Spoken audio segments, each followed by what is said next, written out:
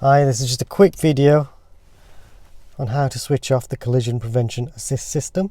So what you first need to do is start the car.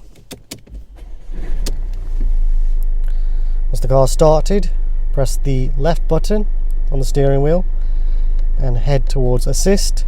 Select down, keep going down till you go to collision prevention assist.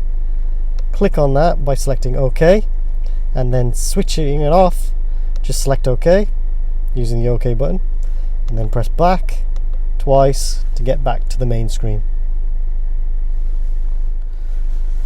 Please don't switch off the collision prevention assist system unless you feel it's acting faulty, otherwise it may invalidate your car insurance. Every time you start the car, the collision prevention assist system will automatically come on, so you will need to switch it off manually yourself.